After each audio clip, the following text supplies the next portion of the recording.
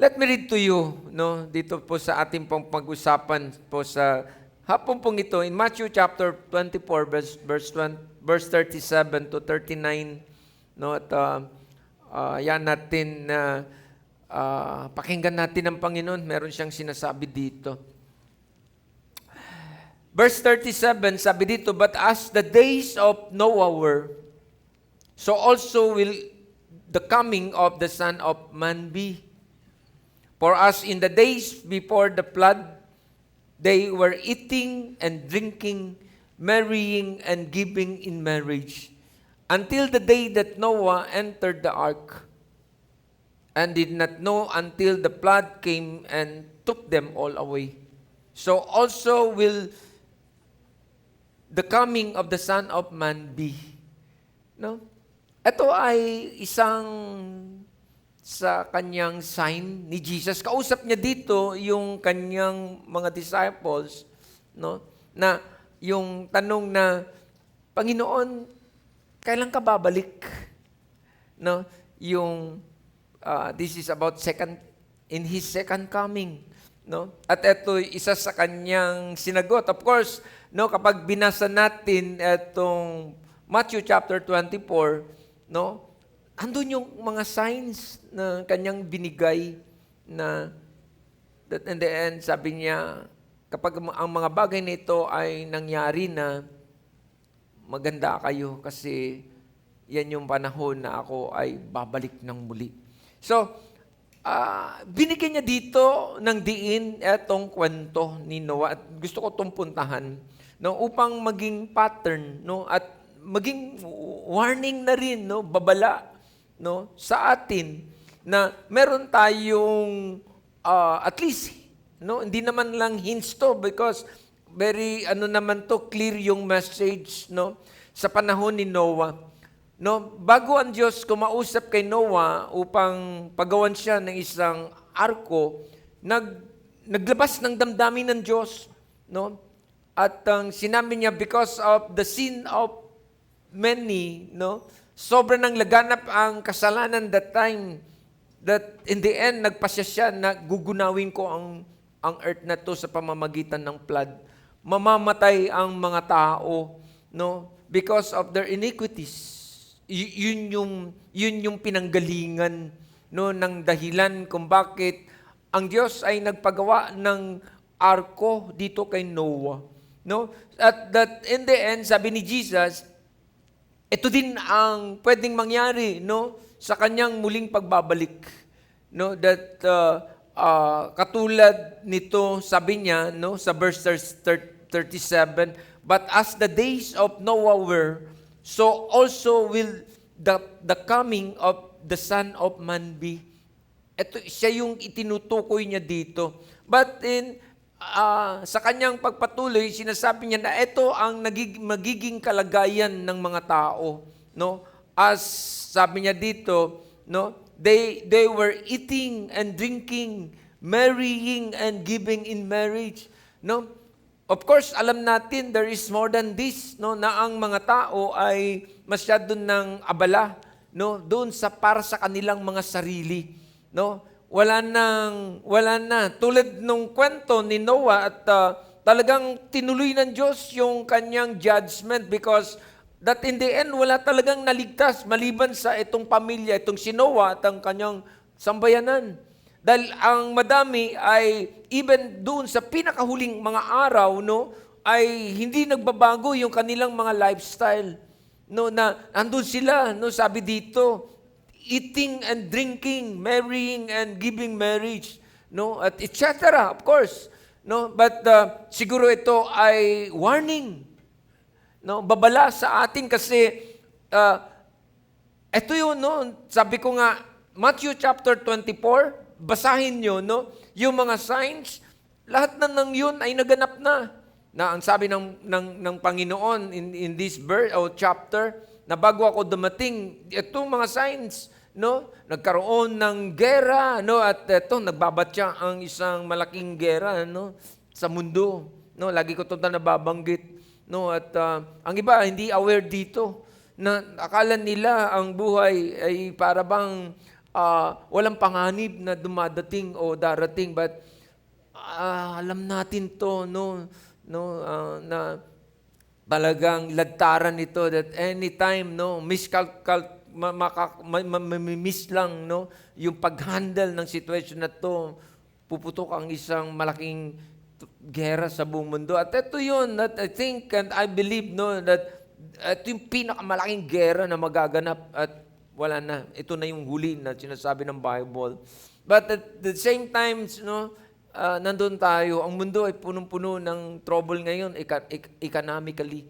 Isa din yan sa sign na binigay ni Jesus, sa kanyang kausap dito sa kanyang mga disciples, na ang sitwasyon ng kalagayan ng tao, hindi lang naman to sa Pilipinas. Sabi ko nga, even sa mga bansang mayayaman ngayon ay talagang trouble sila, even in their economic situation, nagbabagsakan ng mga negosyo. At definitely nagmamahalan, because of the oil, na nagaganap. At ang lahat ng yan ay hindi yan aksidente. Sinabi na yan ng Bible that in the end, sabi ko nga kanina, ang mundong ito ay wala na itong pupuntahan.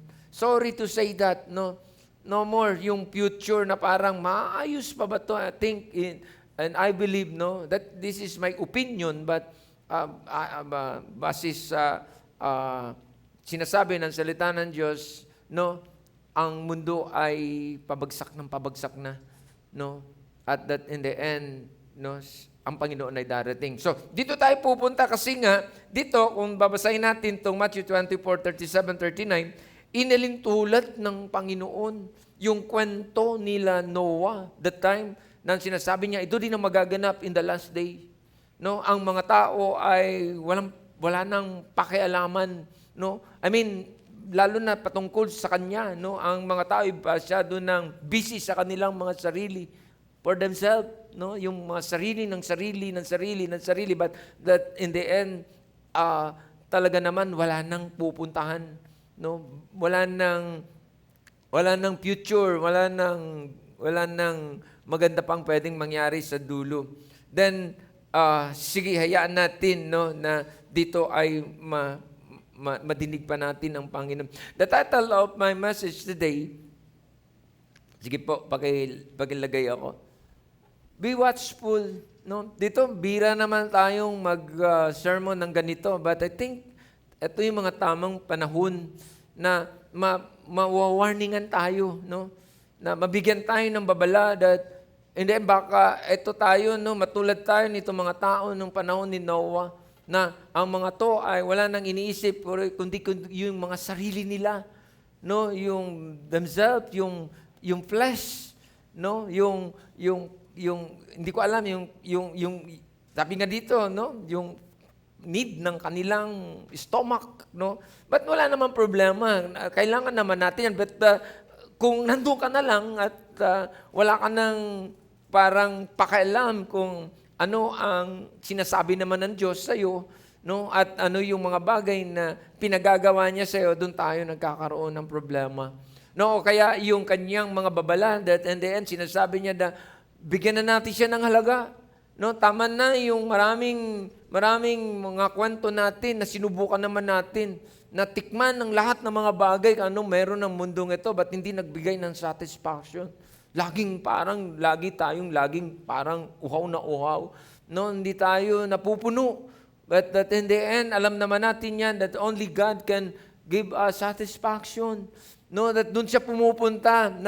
That ako, pwede kong sabihin that eto na yung mga pagkakataon o panahon na ibigay na natin, i-boost na natin yung ating buong lakas, so that inibigyan natin ng halaga ang Panginoon sa ating pong mga buhay, upang wag natin nang tularan, at wag tayong matulad dito sa kwento ng mga tao, sa panahon ni Noah. Kung babalikan natin yung kwento ni Noah, definitely parang ang hirap din para sa kanila, dahil biro mo, even itong si Noah, kung ako yung nandun sa kanyang kalagayan, marinig mo ang Diyos, sasabihin sa'yo, Noah, gumawa ka ng isang arko. That yung kanilang community o lugar ay mga malabundukin. Teka muna, but Lord, ano to? Diyos, ano to? Na Pagagawan mo ako ng isang barko sa kalagitnaan ng mga nitong kabundukan, parang nonsense. At teka muna, ano sasabihin sa akin ng mga tao? Yun naman talaga.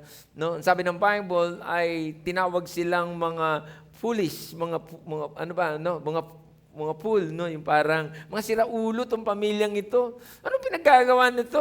Barko daw ang ginagawa, no? Pwede mong tignan ng ganyan.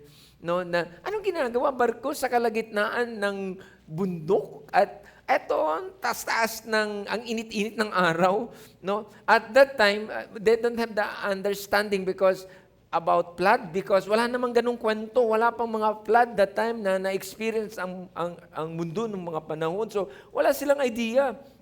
So ang hirap, isip ko nga, tayo, ang dali-dali lang naman ang pinagagawa sa atin ni Lord, no? But sa malimit na pagkakataon, ang hirap nating gawin, no? But kung titignan natin yung mga tao na mga karakter ng Bible, no?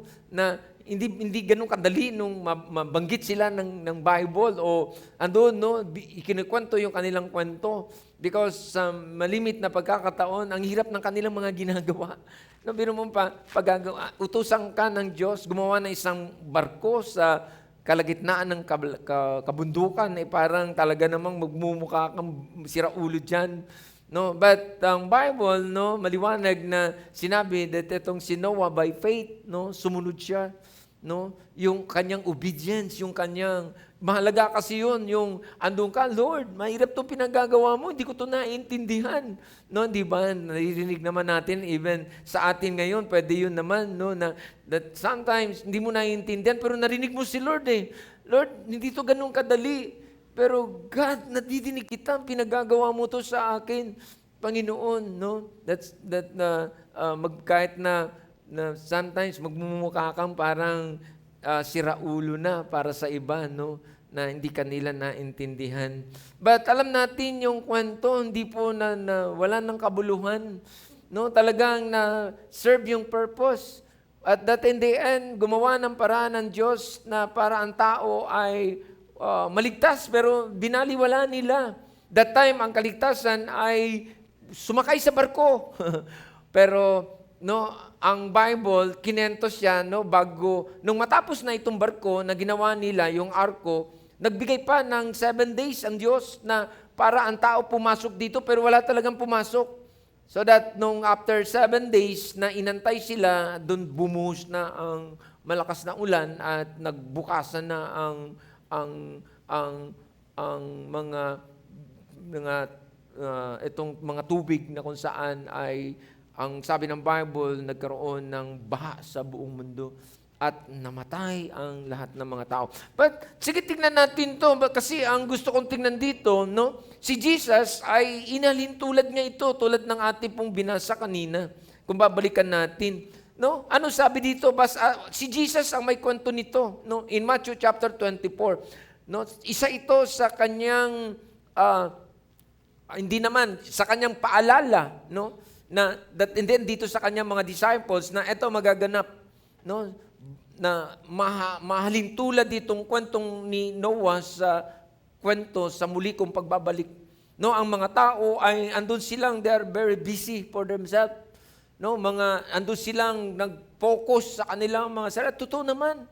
No, pag tinignan mo yung mga tao sa labas, no, tayo nandito tayo, pag titingnan-tingnan lang, wala silang desire, no? Wala silang plano, no? Ang nandun sila sa kanilang kaisipan na punuin ang kanilang mga sarili.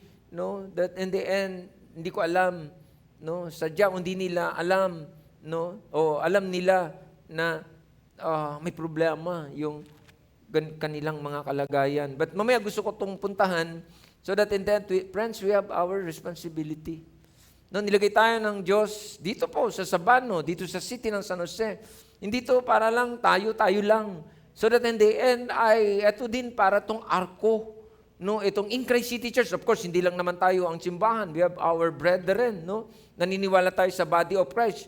Ang mga simbahan diyan ng mga born again Christian church, mga churches ng mga Kristiyano, they are our brothers and sisters.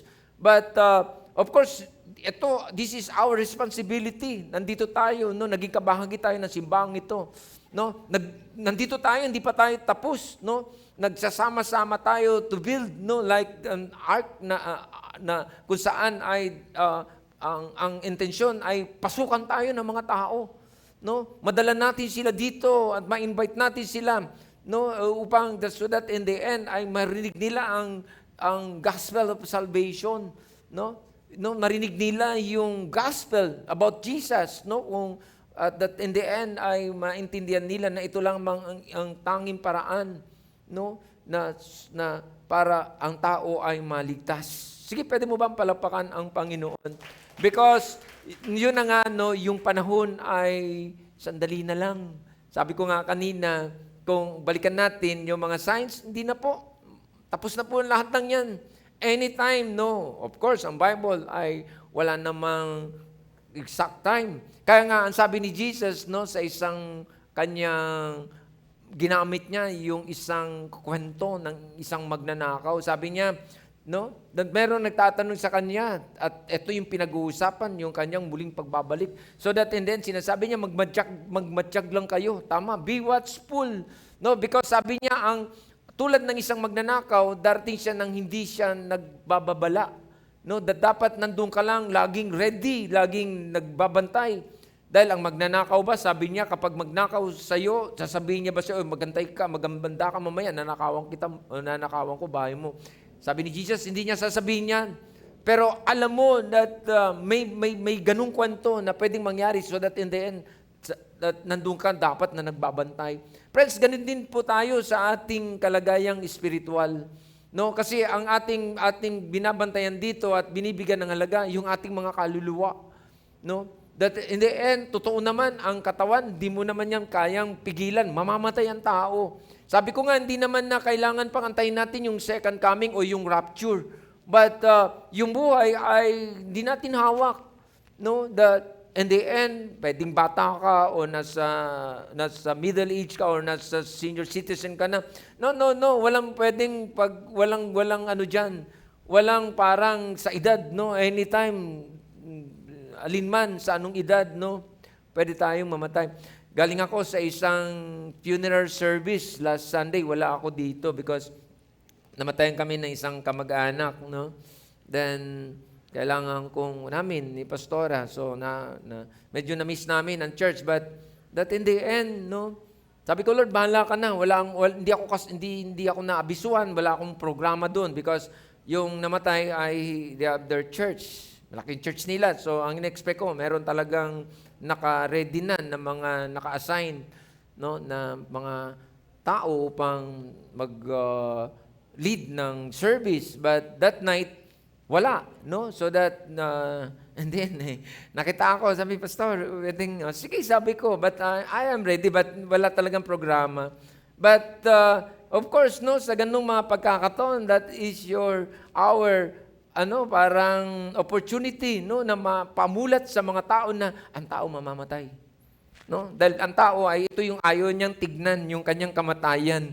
No, kaya andun siyang nalimutan niyang mamamatay ka at wag mong ubusin ang oras mo at panahon mo diyan.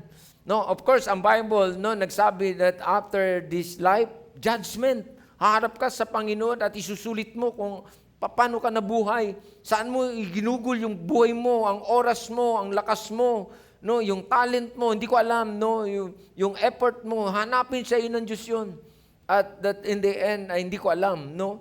But nandoon yung paalala na teka muna, kailangan natin ihanda ang mga sarili natin, no? Dahil isang araw harap tayo sa Panginoon at huhusgahan tayo, asigun kung paano tayo nabuhay. So ito yung mga pagkakataon, no, that time at privilege naman, dami mga tao kasi yung aking bayaw ko siya, asawa ng kapatid ko,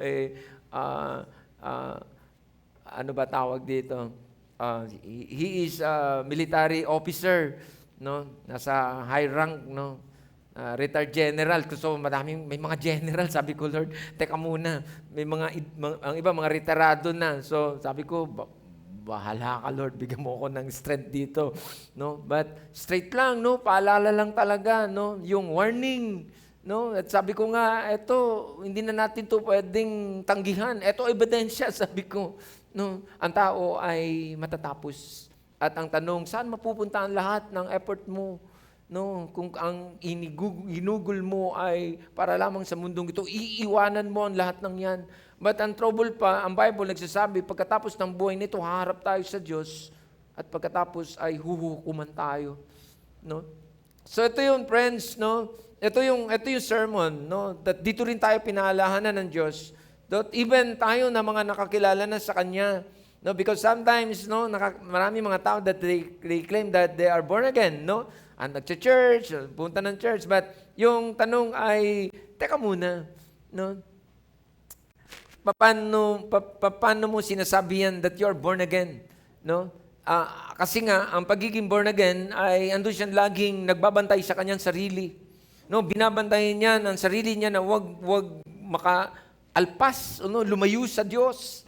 Because anytime, no, so that hindi, sabi ko nga, paano datnang ka ng Diyos sa mali mong lugar? Hindi ko alam, no, hindi ako maghusgan yan, but ang Bible nagsasabi in Matthew chapter 7, maraming nag-claim that they are born again. No, sabi pa nga nila, Lord, teka muna, no, nagpalayas ako ng demonyo sa pangalan mo. Nag-serve ako sa iyo. So, hindi talaga, no, but sometimes hindi talaga yun. Hindi mo pwedeng pangawakan. O, nag-church ako every Sunday, Lord. Hindi din. No, kasi may mga taon na nandun sila every Sunday, but yung heart nila malayo sa Diyos. Nandun sila, pero yung puso at isip nila malayo sa Diyos. Iba ang kanilang iniisip. No? So, be watchful. Kasi nga, nandun tayong lagi, i-realign natin lagi yung mga sarili natin because yun na nga, no, kung ang pag-usapan, yung muling pagbabalik ng Diyos, anytime, no, na pwedeng mangyari yan, but siguro ang magiging paalala sa atin, no, tingnan natin lagi, siyasatin natin ang mga sarili natin, nasa na ba ako? Nasa na ako sa kalagayan ko na ano na yung kalagayan ko sa harapan ng Diyos, so dapat laging nandoon. No? Siguro ito din yung warning that in the end, kapag nakita mo, teka muna, mukhang lumalabas na ako sa kalinga ng Diyos. Tama yung inawit natin kanina, ando yung desire that andun tayo, no, sa lilim, no, sa kalinga ng Diyos, dapat nandun tayo. But that sometimes hindi na natin napansin, baka nga, no, o sadya na talaga natin na lumabas na sa lilim ng Diyos, sa kanyang kalinga, at that is trouble. No? That is trouble. Baka masarahan tayo ng pintuan at hindi na hindi na tayo makakapasok.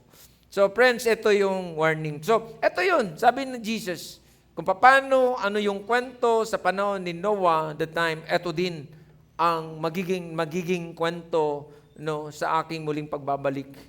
No? Sabi niya dito, for as in the day before the flood, no, sabi niya, they were eating and drinking, marrying, and giving marriage. No? So, etc. Of course, sa mga kwento natin po, pwedeng hindi naman to, no, but sa isang banda, baka nandun tayong, wala na tayo, hindi tayo nakapaloob doon sa palatuntunan ng Diyos sa ating mga buhay. No, that sometimes, paulit-ulit ang Diyos na sinasabi niya na dapat naka-tune in tayo lagi sa Kanya. No, yung mind natin, yung isip natin, no, at nandun tayo, no, naka-tune in, anuman yung ating ginagawa ay isinasama natin ang Diyos dito. Tinatanong natin that, God, this is your will, Lord. Kalooban mo ba ito? Tama ba itong ginagawa ko, Panginoon? Tama ba itong mga decision na to, Diyos? No, because this is not just for the things that o ano meron ng mundong ito. Ang isa sa pinakamalaga dito ay yung mga bagay para sa ating mga kaluluwa. Oo, pwede, no? Ang buhay ay wala naman. We cannot control that. Mamamatay tayong lahat. Pero yung kaluluwa ng tao, siya ang talagang maiiwan. Siya yung manatiling buhay either, no? Ito ay mapupunta sa langit o mapupunta sa impyerno. So, ito talaga yun, no? That no wonder may mga tao na kahit anong kalagayan, sitwasyon, high and low, no? Hindi sila nagbabago kasi hindi yung physical or yung situation o anuman yung kalagayan na pansamantala na meron sila, no, ang kanilang dahilan, kundi yung kanilang kaluluwa, no? That in the end, hinanda nila, tinipreserve nila na sa pagharap nila sa Panginoon pagkatapos. Friends, no, sa malimit na pagkakataon po, pwedeng paulit-ulit natin itong nadidinig. no, na para bang sa tainga natin dahil paulit-ulit, pero hangga't wala tayo doon sa tama nating kinalalagyan ang Diyos, hindi siya talaga titigil because gustong-gusto niya tayong wag tayong mapahamak. No, gustong-gusto niya tayong makasama niya tayo sa kanyang kalinga o sa kanyang kaharian pagkatapos. Sige, pwede mo bang palapakan si Lord diyan, no? So, dito sa kwentong ito, the Lord commanded Noah to build an ark through which his family and every living thing of all flesh. Yun ang sabi, no? Yung mga hayop na talagang pinagsama-sama ng Diyos. Sabi niya, pag samasamahin mo, mag-fart niya ang dalawa and then pasok mo sa arko. So that in the end, ang purpose ng Diyos ay ma-preserve. So ito yung ganda, no? Ang Diyos ay, andun siya laging nagbibigay pa rin ng pagkakataon. Na oo nga, po pwedeng namatay ang madami, but nandun pa rin i-preserve niya, no? So that in the end ay magkaroon ng another generation. No, at magkaroon uli ng bigyan pa ng another chance, no? In fact, ang totoo, no, bago si Noah ay pinagawa ng Diyos ng arko, ando ng Diyos sa kanyang dahilan na sinasabi niya talaga na ang mundong ito ay punong-puno na ng kasalanan. Ang mga tao ay punong-puno na ng iniquity, no? So that in the end ay kailangan na sila ay sad to say, parusahan, no, sa pamamagitan ng flood at mamamatay silang lahat. But in our case today, hindi na to yung physical, no? Ando ng Diyos na tayo ay gustong iligtas ng Diyos yung ating mga kaluluwa. Mamamatay tayo kapag hindi natin bigyan ng halaga, no? Kaya nga inilimbawa ni Jesus si Noah at siya. That si Noah the time naganda ng arko, but Jesus inihanda niya na, no? Inihanda niya that time. Mamamatay siya sa cross. Ang Bible nagsasabi that in the end, whosoever believe in Him will not perish but have everlasting life. No, yun yung reason, no, yung dahilan kung bakit siya nagparito. Ibibigay niya ang kanyang buhay, mamamatay siya para sa mga makasalanan. No, but that in the end, ang sino lamang, no, binibigyan niya pa rin ang pagkakataon. That in the end, talaga naman ang Bible nagsasabi na ang kabayaran ng kasalanan ng tao ay kamatayan talaga. But si Lord ay gumawa ng paraan upang wag magtutuloy-tuloy ang tao sa impyerno. But binigyan siya tayo ng pagkakataon, no, na magkaroon ng pag-asang muli at mabuhay na kasama siya. Sige, palapakan mo si Lord. No. Dito, in Genesis chapter 6, verse 18 to 19, tuloy-tuloy pa ako. No, may oras pa naman ako. No. Sabi dito, verse 18 ng Genesis 6, but sabi dito, I will establish my covenant with you, and you shall, ano ba sabi dito? You shall go into the ark, you, your sons, your wife, and your sons' wife with you. Sabi dito. Verse 19, sabi dito, and every living things of all flesh, and sabi dito, you shall bring two of every sort into the ark to keep them alive with you. They shall be male and female. Ito yung instruction, no, nitong ark na to. But so dito makikita natin, no, yung pinagagawa ng Diyos. Sabi ko kanina, wala silang understanding dito. No, ang hirap para sa kanila. What, Lord? Diyos, ano itong pinagagawa mo sa amin? No? Because they had never been known that ganitong klase ng kwento, yung flood, no, could cover the whole earth. Wala silang ganung idea that in the end, ito pa yung experience nila Noah, no, matapos nilang sundin ang Diyos, that Noah was mocked and called a fool. No, that sometimes tayo na mga Kristiyano, ganoon naman experience natin to. No, sinasabi ng mundo, ano ba itong mga to? No, na parang puro na lang to Lord, puro na lang to Lord. No, that sometimes, no, makikita nila tayo, rain or shine, sa storm whatsoever. No, nakikita nila tayo, nasa church tayo. At ano man ang mangyari, high and low, nakikita nila tayo na nagsiserve tayo sa Panginoon. That in the end, pwede nila sabihin, ano ba itong mga baliw na ba ito? No, but no. Experience din ito nila Noah that time. But of course, merong dahilan ang Panginoon kung bakit pinagawa ito sa kanila. Even in our time today, no, bakit ba tayo nandito? Na hindi lang naman to para sa mga sarili natin. Ayan, ang mga upuan na yan, daming bakante dyan. And that is our responsibility, no? Binibuild natin, ang church natin, pinagtutulong-tulungan natin to, no? That sometimes it includes your money, no? Na nandito tayo, nagbibigay tayo so that and then, no, ang church na ito ay magpatuloy so that people will come, no? Dinadala natin sila dito, no? May lugar na para that it ma-develop yung kanilang spiritual life.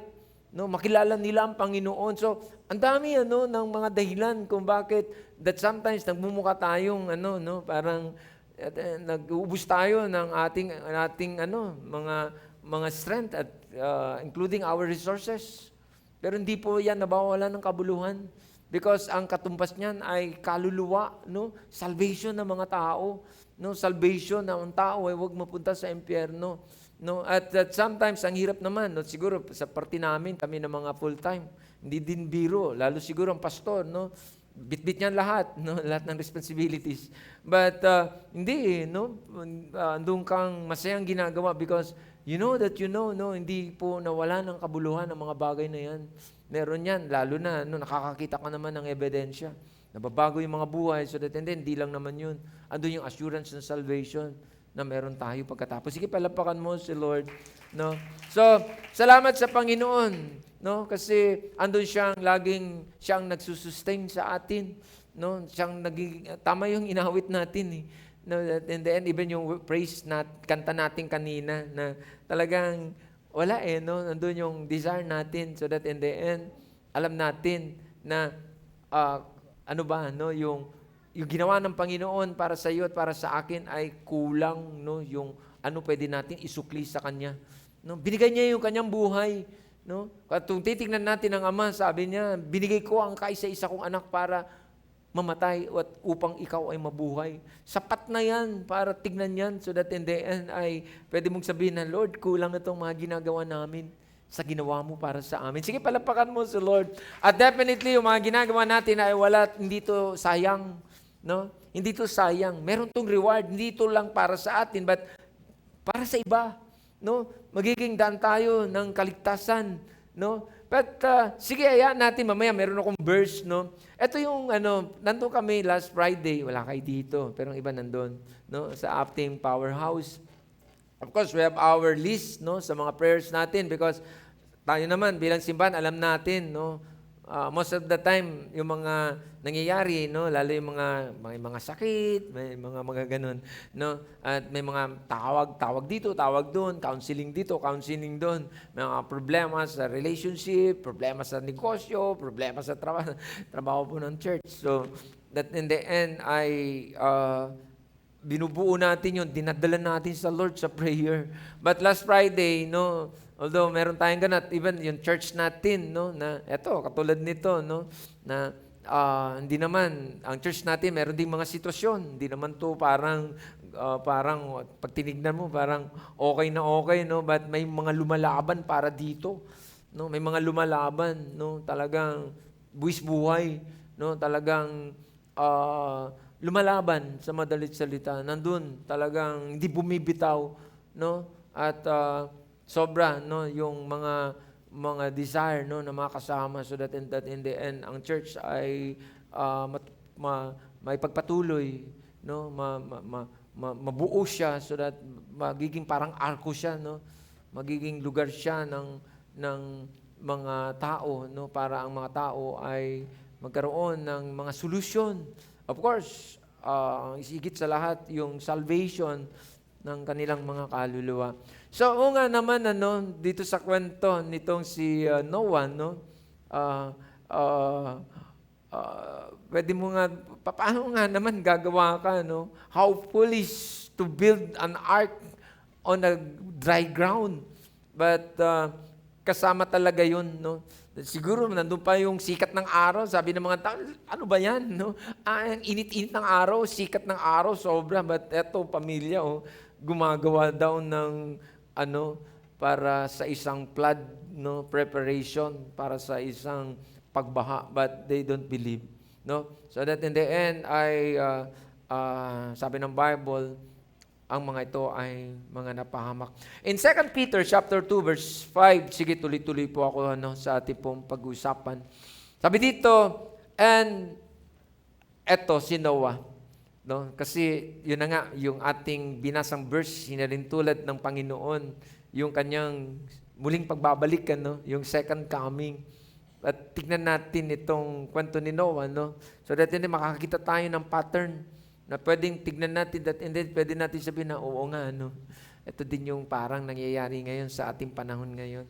Sabi dito, and did not spare the ancient word. Tama naman itong verse na to. But saved Noah, one of 8 people, a preacher of righteousness, bringing in the flood on the word of the ungodly.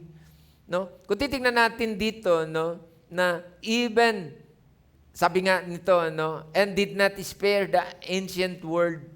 Hindi niya parang, ano ba pwede? Hindi niya pinanginayangan. Yung kung ano man ang pwedeng mangyari. At nangyari talaga. And then, alam natin yung kwento na ang naligtas dito, itong pamilya na lamang ni Noah at yung mga hayop na kanilang mga inilagay sa arko. So, ano ba ang pwede pang, naghanap ako ng pwede pang word dito. So, kung titignan natin, sabi ko nga, in Matthew chapter 24, balikan nyo na lang yan sa bahay ninyo, gawin yung gawin mong devotion, basahin ninyo, Matthew chapter 24, yung lahat ng mga sign, binigay talaga ng Panginoon sa kanyang mga disciple at naisulit to para sa atin. So that in the end, at least meron tayong hints. Hindi tayo ignorante sa kanyang muling pagbabalik. Andun siyang nagbigay ng mga signs so that in the end, judgment will come. Nevertheless, Jesus says the world will be caught off guard. When He returns, sinabi niya ito, that in the end, pinattern niya yung naging kwento nitong mga tao sa panahon ni Noah. Ito din ang magaganap. Sabi niya, sa muling pagbabalik ng tao, ang tinutukoy, anak ng tao, ang tinutukoy niya dito ay siya, na ang madami ay they will reject, hindi sila magiging seryoso sa anumang mga banta or warning, that in the end, that this event will lead to judgment for the ungodly. So, ito yung burden. Balik lang ako doon sa prayer natin last Friday. May listahan ng mga prayer, but nag-ubos kami ng oras. Yung prayer that God give us burden. Kasi ito yung problema ngayon namin. Hindi ko alam kung ito, galing ba ito sa pagiging selfish namin na wala na kaming pakialam sa iba. Parang sarili na lang namin. Na-enjoy ka namin yung sarili namin, but hindi namin naisip that we have our responsibility. That in the end ay bigyan ng babala ang iba. Bigyan ng babala ang iba. Na nandun pa sila sa kanilang kalagayan that they are sinners sa harapan mo because they don't have Christ in their lives. Nandun yung prayer namin, God, bigyan mo kami na mga anak mo. Wala kaming burden, wala kaming pasanin that sometimes, yung sabi ko kanina, that even our loved ones, iniiwanan namin sa bahay. Sabi ko nga kanina, nasa na yung tatay ninyo, nanay ninyo? Maybe yung anak mo, nasa na? Nandun sila sa kalagayan so that in the end, harap sila ng judgment kung hindi nila, na hindi natin sila dalhin sa Panginoon. Hindi tayo mag-desire. Yung prayer natin, dapat iniiyak natin ito sa Panginoon that in the end, Lord, use us kung pwede. Gawan natin ng paraan that we will bring them, dalhin natin sila sa church, sa ating simbahan, sa panahon ng linggo, that sometimes lakas-lakas ng loob natin sabihin, dyan lang muna kayo, magsisimba ako kay Lord, o mag-worship ako kay Lord. Tapos, in the end, paano itong mga to? Wala ba silang karapatan? no, that in the end, they are also entitled that they will also will experience kung paano sambahin yung Diyos na nakilala natin. At wala tayong ganun. Kaya no wonder, ayan, mga upuan, walang tao. No, sabi ko, sino ang ini-expect natin, no, na magdala o mag-invite o to share the gospel? Tayo to na mga nakakakilala sa Kanya because we experience God. No, na-experience natin yung kwento natin kung paano, alam natin kung paano tayo niligtas ng Diyos. So that in the end, alam natin yet that we are not qualified anyway. No, we are sinners before. No, tulad din nila that they need also Christ in their life. So ito tayo ang inaasahan ng Diyos. Tulad ni Noah. But friends, no, meron dito sa aklat ni Ezekiel chapter 33, no? Sana, I hope and I pray that dapat ito ay magkaroon to ng yung ano ba tawag dito, yung matuto tayo dito, no? Magkaroon tayo ng concern and desire or makonvict tayo, no, sa verse na to. Kasi meron tayong pananagutan, no? Ano sabi dito? Ezekiel chapter 33 verse 7 to 9. No, sabi dito, no, sabi niya kay prophet Ezekiel, "So you, son of man, I have made you a watchman for the house of Israel. Therefore you shall hear a word from my mouth and warn them for me."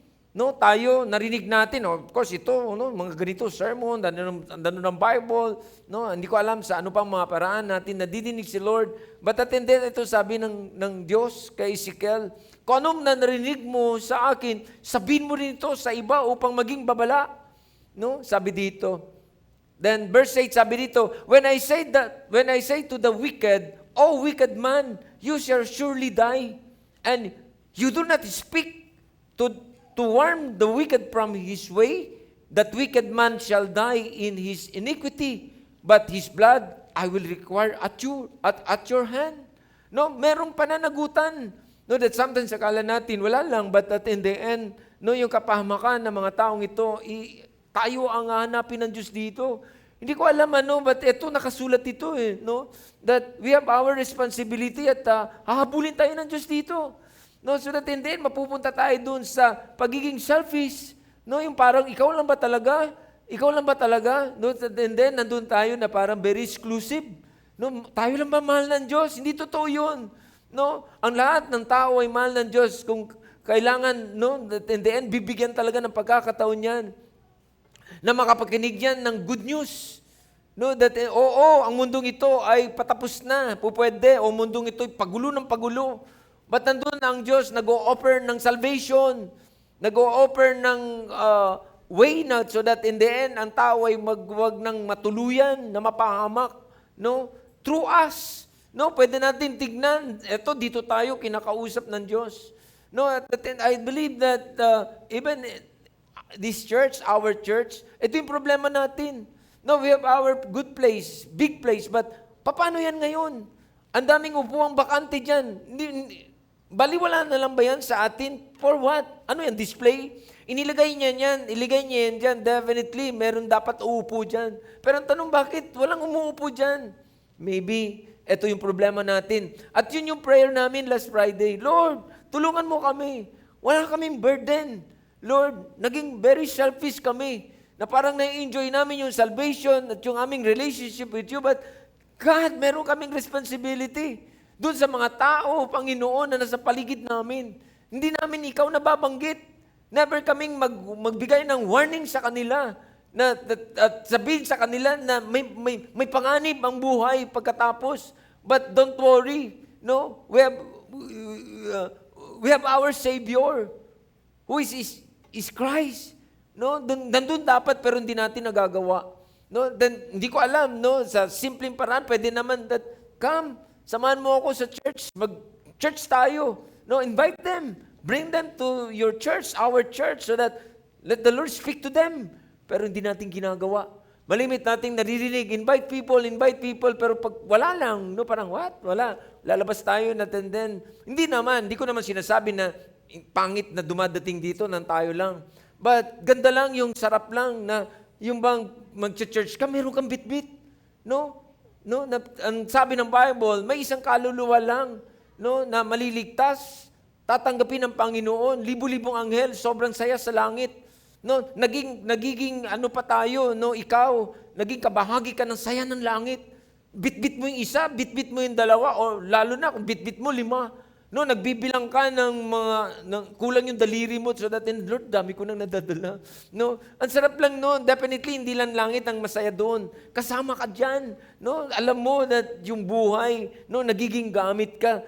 Isipin mo, no, that in the end, titigan ka ng mga pamilya o ng tao. Hindi man direct magsasabi sa iyo ng thank you, pero alam mo yun at alam nung titigan na yun na salamat, no, na hindi ka naging selfish. Salamat na naging matapang ka na i-preach sa akin ang gospel about Christ. So that in the end, ito ako, nai-enjoy ko ang salvation at yung relationship ko sa Panginoon. At hindi lang naman yun.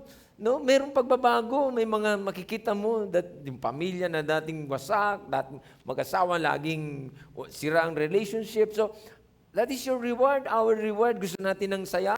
No? Yan yun. No, yun magbibigay sa atin ng saya so that and then pwede mong sabihin, Lord, buhayin mo pa ako. No, hindi yung parang, ano ba itong buhay na to? Kulang dito, kulang doon. No. That sometimes kahit na kulang yan, kulang yun, o anong kulang, no? Pero may nagpupuno ng saya dyan. Yun yung sinasabi ng Bible, even Jesus, that I will give you yung peace, no, that the world cannot give you. Na kahit nandiyon ka sa sitwasyon ng kalagayan, pero meron kang payapa, no, sa puso mo, that you have your joy, so that and then because alam mo yun na nagiging gamit ka, no, nagiging gamit ka at nagiging blessing ka para sa iba. Sige, pwede mo bang palapakan ng Panginoon? So ito, kung itutuloy natin, ano, dito very clear ito, no, itong word na to, I think this word is for us. No, so that in the end, siguro naman, ito na magiging dahilan natin bago tayo magtapos, umuwi ngayong hapong ito. No? Ang daming mga tao na pwedeng natin tignan that in the end, habang naririnig mo ito, maraming mga tao na i-reveal sa iyo ang Diyos na andyan lang sa buhay natin pero never natin no man lang na-mention ang Panginoon sa buhay nila. No? And then, masabi that He is our Savior. No? Siya ang magliligtas sa atin sa panahon, no? Lalo na dumating yung paghuhukom. No? That He is the answer. Siya yung nagbayad ng ating mga kasalanan at nandyan siyang patuloy na nag-i-invite that whosoever believe in Him, sabi ng Bible, will not perish but have everlasting life. So dito, ang sabi no, kung ulitin ko to, sarap dito, balikan nyo nga to, no? So that in the end, siguro, wag lang nang dahil sa parang natakot tayo, but gawin natin to ng may kalakip na pagmamahal sa Diyos, no? Na Lord, sige Lord, gamitin mo ako, Panginoon, na madami mga tao na naghahanap ng solusyon ng buhay. Mayaman yan, mahirap yan, no? Naghahanap yan ng solusyon that there's something that missing sa buhay nila, no? Kaya kahit yung mga mayayaman, makikita mo, nagdi-desire pa yan ng nagdi-desire. But ang problema ay hinahanap nila yung solusyon. Hindi naman talaga nila mahahanap dun sa kung ano meron ng mundong ito. Kaya nga, kung titingnan mo, wala silang satisfaction. Mayayaman na sila, pero nandun pa rin sila. Gusto pang yumaman at kuminsan, kahit sa maling mga paraan. Naisip mo, bakit ba itong mga taong ito? No, ang sobra-sobra na, pero grabe yung that in the end, at malalaman mo sa mga maling paraan pa ang mga ginagawa. But ang totoo ay hinahanap nila yung satisfaction. Hindi sila nasasatisfied, no? Doon sa meron sila. Kasi meron silang hinahanap that something that missing in their lives, no? With is God, no? With is Christ, no? Si Jesus na dapat ay masumpungan nila sa kanilang mga buhay. So that and then makikita mo lahat magbababaan na, no? Magbababaan na, nawala na yung momentum ng mag-desire kung ano meron ng mundong ito. So, because they realize that they are complete already because of Christ is in them. Sige, pwede mo bang palapakan ang Panginoon? Sige, bigay mo yung best clap offering mo sa Lord. So that in the end, magtapos tayo dito na magkaroon tayo ng covenant sa Panginoon. That God use me, Lord. Use me because we have our responsibility, no, sa mga taong ito. Ulitin ko po itong verse 8 na umpisahan ko. Sabi dito, when I say to the wicked, O wicked man, sabi dito, you shall surely die, and you do not speak, no? Sabi dito, to warn the wicked from his way, that wicked man shall die and in his iniquity, but his blood I will require at you. No, grabe ito. Ang Diyos ang nagsasalita dito. No? His blood, sabi dito, I will require at you, at your hand, sabi dito. Verse 9, sabi dito, nevertheless, if you warn, sabi dito, and if you warn the wicked and wicked to turn from his way, sabi dito, and he does not turn from his way, sabi dito, he shall die in his iniquity, but you have delivered your soul. No? Tumanggap o hindi tumanggap, no? Basta mahalaga ay naibigay natin, no? Yung best natin. Ano alam natin? At para sila mabigyan ng pagkakataon. Sabi, tumanggap o hindi tumanggap. Mamatay sila sa kanilang kasalanan na mahalaga na dinig nila yung warning. No? At ang pwedeng magbigay niyan tayo. Friends, simulan na natin to. At gusto kong sabihin that this is our calling. No? In Christ City Church, ito talaga ang isa sa buod ng panawagan kung bakit tayo nandito. No? To win souls, to bring souls to our God, bring people to Him. No? Parang lungkot lang na papayag na lang tayo ng ganito na lang tayo dito. Saya lang isang araw makita mo, magsisiksikan tayo dito. No? Because ang lahat ay nag-contribute, ang lahat ay gumawa. No? Although hindi naman ganun kadali. Sabi ko nga, no, yung nag-usap kami mag-asawa, magalit na silang magalit. Ang mahalaga, ginawa natin yung tungkulin natin at that in the end, that is for their benefits. No? That is for their benefits. No? That in the end ay tanggapin nila ang Panginoon through us, through you. No? Pasasalamatan kanila pagkatapos. No? Sarap lang yung marinig mo, thank you, hindi mo pinagkait yung mga bagay na meron ka. No? Friends, hindi ko alam, ngayon habang nadidinig mo to, sino mga naiwan sa bahay ninyo? Hindi ko alam. Sa trabaho mo, sa eskwela, mga kalaro mo, hindi ko alam. Mga bata, hindi ko alam. No? Yung neighbor mo, hindi ko alam. But, di ba, dumating ka sa point that pag nakakita ka ng tao, hindi yung flesh ang nakikita mo, yung katawan, kundi yung soul. Na, hindi, kailangan to ng salvation. Kailangan ang kaluluwa nito maligtas. So that in the end, nandun ka that I need to preach Christ in him or in her. Or in them, to them, no? Friends, sige na, ayan natin, no? Kung meron mang pang nalalabi tayong mga sandali o mga araw, ibuhos na natin to. And then sabihin natin sa Lord, Lord, use me, no? To preach your gospel. O kaya, bigyan mo ako ng strategy kung paano ko invite itong mga to. No? Kung kailangan mong padalhan ng Grab yan, o sige, nandiyan na yung Grab, no? Nandiyan na yung Grab, nag-aantay dyan sa labas mo, sa bahay mo. Sumakay ka na lang, binayaran ko na yan. No? Back and forth. Di ba yung mga ganon, no? Sarap lang mag-invest, lalo na pagdating sa mga kaluluwa ng mga tao. Ako, dumating ako sa point na, kaya naintindihan ko to. Kasi mga bata pa lang kami, bagong kasal kami ni Pastora, nasa ministry na kami. Nag-full-time na kami kay Lord. So, umabot ako sa point that napunta kami sa isang barangay, isang malaking barangay, but andun ako sa prayer ko, sabi ko, Lord, nakatuko na lahat ng bahay ng tao dito sa barangay. What is next, Lord? No? Andun ako sa, ewan ko, siguro ako, kung tatanungin niyo, Pastor, pwede kong sabihin na, siguro libo-libo ng mga tao, na nasiran ko, at pwede kong sabihin na baka nga, libo-libong mga tao, through me, andun yung assurance ng kanilang salvation. No, sarap lang na alam mo, yung ano ang nangyari, at ano yung buhay, at ano yung gamit. So then, pwede mo sabihin, Lord, sige, buhayin mo pa ako. Lord, dami mga tao naligtas, Panginoon. Lord, sa pamamagitan ng buhay namin. Friends, yun yung pinaka-the best na pwedeng nangyari sa buhay natin. Na nagamit tayo ng Panginoon, na mga taong ito ay nabago ang mga buhay. At the same time, ando yung assurance, ano man ang mangyari. Dumating man sila sa judgment, Lord, dumating si Lord sa kanyang muling pagbabalik o mamamatay man ang mga taong ito, ando kang masaya na alam mo that they're already, in the Lord.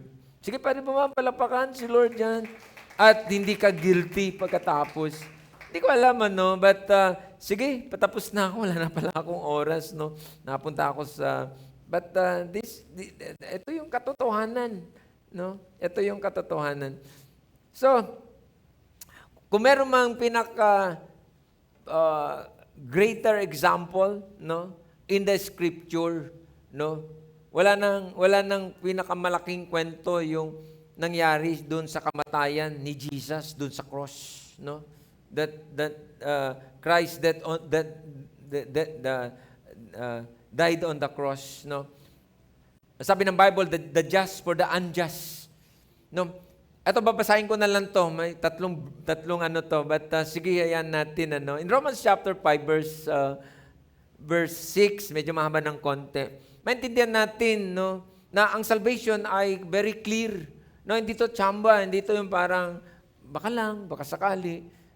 Yung message ng salvation, o the gospel, yung message ng salvation, very clear. Na hindi to yung parang, baka lang, sure siya, 100%. Kasi may nagbayad dito, may nagtrabaho para dito. Romans chapter 5, verse 6 to 10, medyo mahaba. Sabi dito, for when we were still without strength, tayo to, dati, wala tayo nito, we don't have the strength para ako, sabi ko nga, never in my imagination, noong mga panahon na wala pa ako sa Lord na tatayo dito, at lalo na umabot ako sa ganitong estado na mag-preach sa ganito. Walang ganito. Ito din naman, sabi dito, for when we were still without strength, in due time, sabi dito, Christ died for the ungodly. Never in your imagination na pwede tayong gamitin ng Diyos. In fact, ang totoo, parang yun na nga yung kasabihan, naku po, masusunog ako dyan. Hindi ako pwede dyan. May mga ganun, But, hindi, wala talaga kapag si Christ, nakasama natin, Because, yun na nga, namatay siya para sa mga ungodly. Namatay siya sa mga katulad ko na parang walang kapasidad or hindi qualified, para gawin ito mga bagay nito. Verse 7, sabi dito, for a righteous man will one die, sabi dito, but God demonstrates His own love toward us in that while we were still sinners, yun na nga, sabi, yung love ng Diyos, na dinemonstrate niya ito.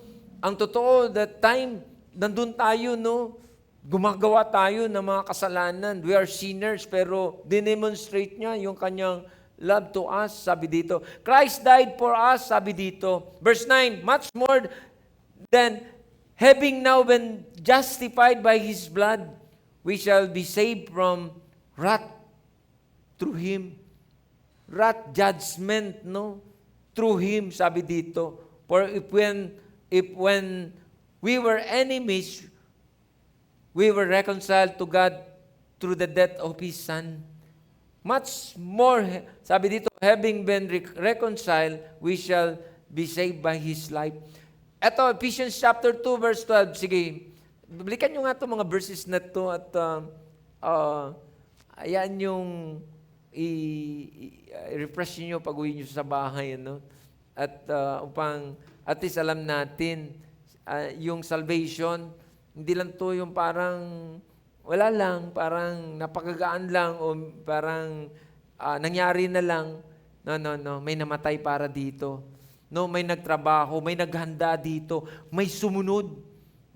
Although napakahirap yung kanyang mission, na mamatay siya sa cross, but that in the end, yung purpose, yung dahilan upang ang tao ay mabigyan ng pagkakataon na wag mapunta sa impyerno pagkatapos. Verse 12, sabi dito, Ephesians chapter 2, that at that time sabi dito, you were without Christ, almost the same, being aliens from the commonwealth of Israel and strangers from the covenant of promise, strangers.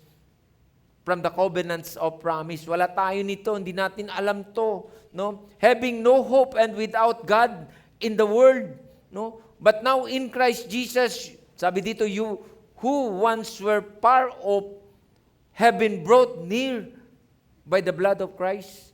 No? Very clear yung message, no? That in the end, sobra yung benefit kapag andun ang isang tao na nagtiwala at nag-surrender ng kanyang buhay sa Panginoon. In 1 Peter chapter 3 verse 18, sabi dito, for Christ also suffered once for sins. No?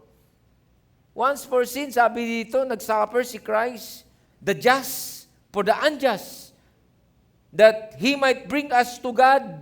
Kita nyo, ano? Being put to death in the flesh, but made alive by the Spirit.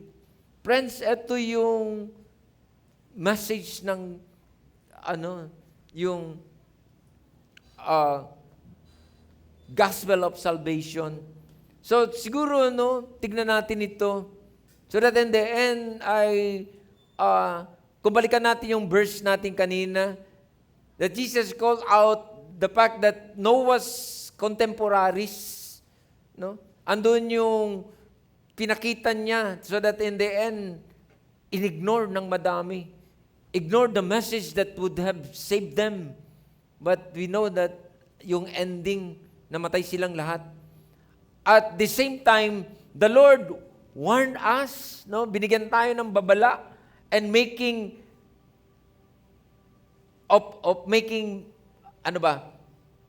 the same mistake.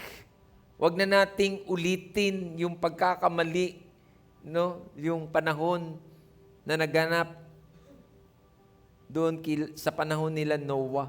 So, we have our, anong tawag dito? At least, no? Meron tayong understanding, no? Kung bakit natin gagawin ang mga bagay nito, meron tayong nakikita na, no. Huwag nang maulit ito sa buhay natin, no? Ito ay binanggit din yung verse natin in Luke chapter 17 verse 26 to 27. Magtatapos na ako dito. No? Yung kanina nandun to nakasulat sa book of Matthew, but this time dito sa Luke chapter 17, no? Almost the same yung pagkasabi, no? Pagkasulat, no? 26, 27. Sabi dito, as it was in the days of Noah, so it will be also in the days of the Son of Man.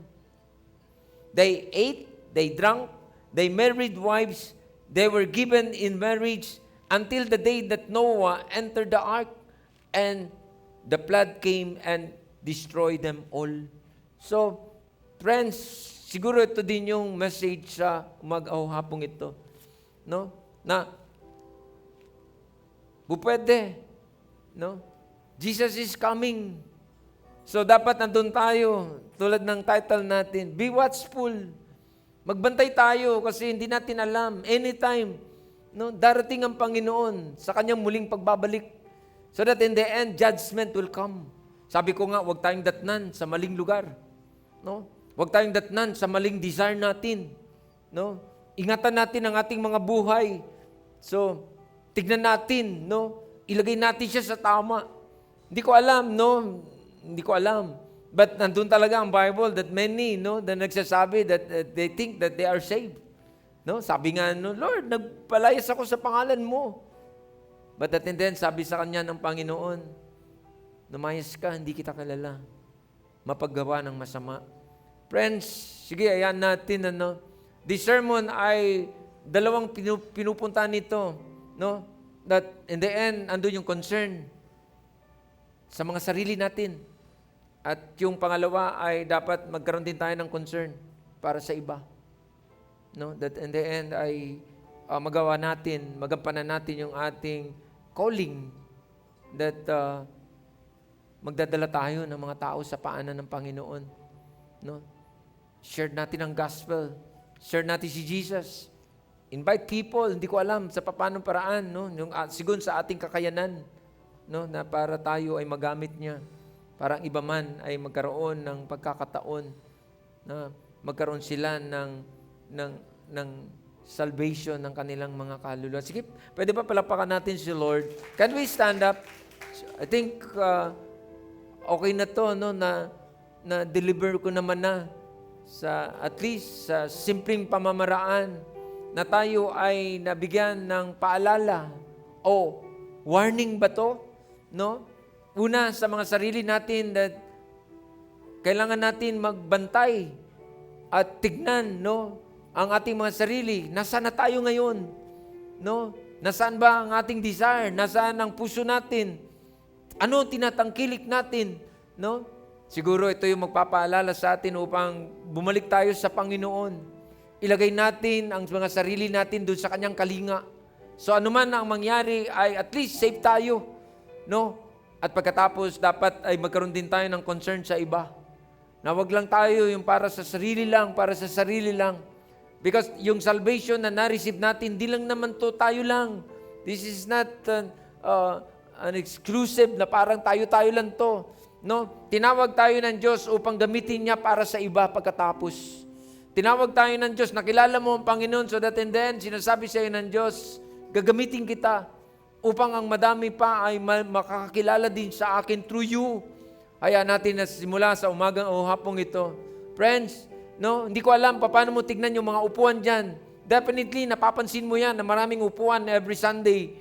No? But pwedeng gawin mo itong burden at magiging dahilan that in the end, nandun yun tayo, no? Makipag-covenant tayo sa Lord that God, sige Lord, gamitin mo ako, Panginoon. O nga, Panginoon, daming mga tao na nasa paligid ko pero hindi ko nabigyan ito ng halaga.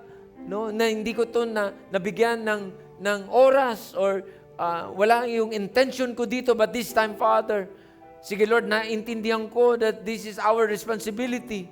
No, that is our job, Lord, na i-introduce ka namin sa iba, Panginoon. No? At higit sa lahat, kung ito ay mga tao na malapit sa buhay natin, no? That in the end, parang, ano ba tawag dito? Yung unfair naman para sa kanila. Alam natin ang totoo, pero hindi natin na-share ito sa kanila. No, kaya nga itong Bible nating binasa sa aklat ni Ezekiel, no, hinanapan tayo ng responsibility so that in the end, sabi, pananagutan natin ito. Friends, sige po, hindi lang naman to gagawin natin dahil sa responsibility, but we love God. No, ito yung puso ng Diyos. Namatay siya para dito. No, na wag masayang yung kanyang kamatayan. No, na kinuwento ng Bible na sobrang hirap ng kanyang tinikman so that in the end, mawala lang ng saysay. Because dahil sa ating parang kapabayaan na hindi man lang natin, no, naging kabahagi tayo, no, doon sa kanyang ginawa. At ang tanging pwede natin gawin ay bigyan natin ng pagkakataon yung mga tao na katulad natin noon at binasa natin kanina that they don't have the strength, no, na mga bagay-bagay nito para gawin para sa sarili nila. They need our help. No, gabayan natin sila, tulungan natin sila.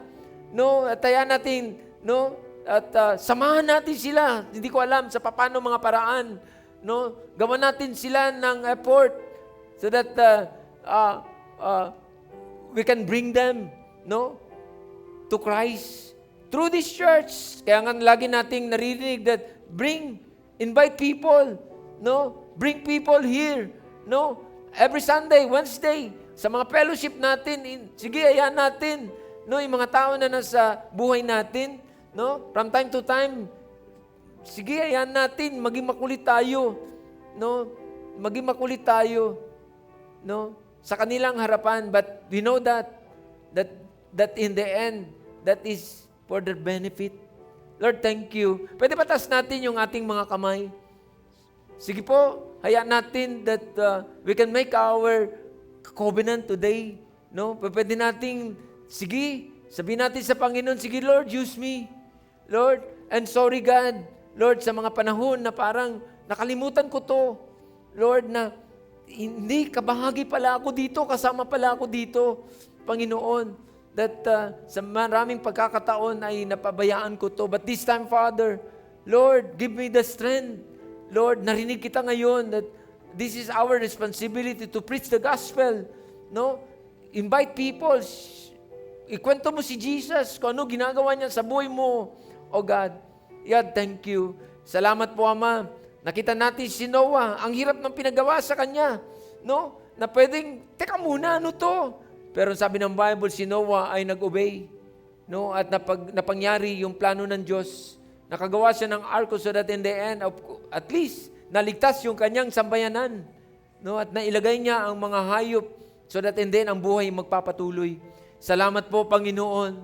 Lord, sige Lord, God, tulungan mo kami for this time. Huwag nang masayaw, sayang Panginoon ang bawat araw. Lord, ang bawat pagkakataon. No? Kung may mga pagkakataon, sige, yung mga tao na inilalapit sa atin ng Diyos, share the gospel. No? Banggitin ang pangalan ng Panginoon. No? Invite them to our church. Kung malayo sila sa church na to, marami mga churches na malapit sa kanila. No? Pwedeng, sige, pwede naman. No? Sabihin sa kanila, hanap kayo ng mga Christian churches. No, kung malayo kayo, nasa Mindanao ba yan? Marami mga Christian churches dyan so that baka experience kayo, no, yung born again experience church. No? Sige po, pwede po yun. Oh God, hallelujah. Father, thank you.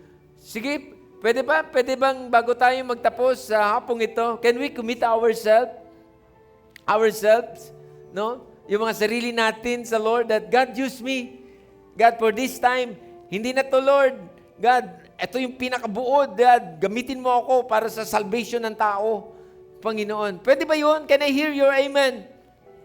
Parang ang hina. Can I hear your amen? Kapatid, commitment natin to sa Lord. At sige, ayan natin, hindi lamang to sa lugaring ito natin sinabi.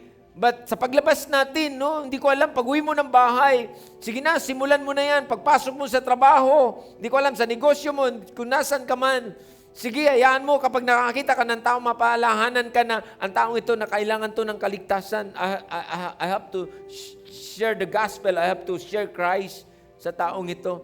Sige Lord, tulungan mo kami, turuan mo kami, Lord God, at gamitin mo kami, Panginoon. Salamat po, Ama, sa salita mo sa hapong ito, Lord.